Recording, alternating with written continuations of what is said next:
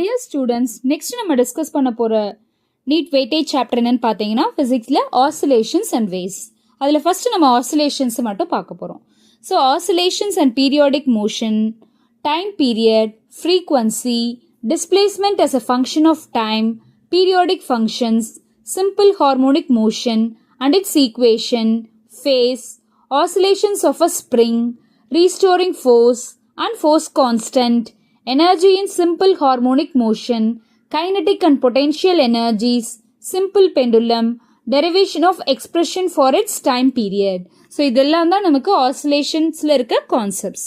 அதில் நம்ம எந்த கான்செப்டுக்கு வெயிட்டேஜ் அதிகமாக கொடுக்கணும்னு பார்த்தீங்கன்னா time period, frequency, simple pendulum and spring pendulum, இந்த கான்செப்டுக்கு தான் வெயிட்டேஜ் அதிகமாக கொடுக்கணும். ஸோ ஃபஸ்ட்டு நம்ம இந்த கான்செப்ட்ஸை வந்து நல்லா ப்ரிப்பேர் பண்ணிவிட்டு ப்ரீவியஸ் இயர் கொஷின்ஸை ப்ராக்டிஸ் பண்ணி பார்க்கணும்.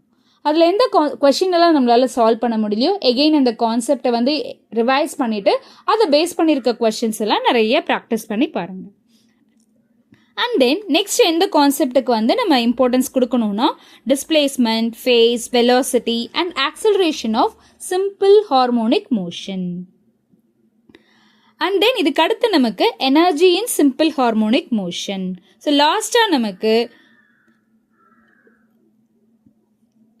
Damped forced oscillations and resonance எல்லாம் நமக்கு இந்த இயர் டெலிட் பண்ணிட்டாங்க. ஸோ இன்கேஸ் நீங்கள் ஓல்டு சிலபஸ் வந்து ரெஃபர் பண்ணுறீங்கன்னா இந்த கான்செப்ட்ஸ் எல்லாம் கொடுத்துருப்பாங்க. பட் நமக்கு நியூ சிலபஸில் இந்த கான்செப்ட் எல்லாம் எதுவுமே இல்லை. அப்போ நம்ம இந்த சாப்டரில் எந்த கான்செப்டை வந்து ஸ்கிப் பண்ணவே கூடாதுன்னு பார்த்தீங்க அப்படின்னா time period, frequency, simple pendulum and spring pendulum. இதுக்கு அடுத்த வெயிட்டேஜ் வந்து displacement, velocity, acceleration, energy in simple harmonic motion and its time period too. So இதுக்கெல்லாம் பார்த்துக்கலாம்.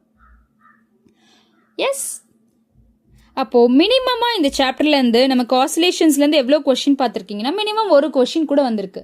பட் ஆவரேஜாக மினிமமாக நமக்கு இந்த சாப்டரில் எவ்வளோ கொஷின் வந்திருக்கு, ஒரு கொஷின் வந்திருக்கு. ஆவரேஜாக ஒரு லாஸ்ட் 10 இயர்ஸ்க்குள்ளே இருக்க பேப்பர்ஸ் அனலைஸ் பண்ணதில் நமக்கு 2 கொஷின்ஸ் வந்திருக்கு. பட் வெயிட்டேஜ்னு பார்த்தோன்னா மினிமம் இந்த சாப்டர்லேருந்து ஒரு கொஷின் கூட வந்திருக்கு, மேக்ஸிமம் இந்த சாப்டர்லேருந்து 3 கொஷின்ஸ் கூட வந்திருக்கு. அப்போ இதில் ஸ்கிப் பண்ணக்கூடாத கான்செப்ட் என்ன?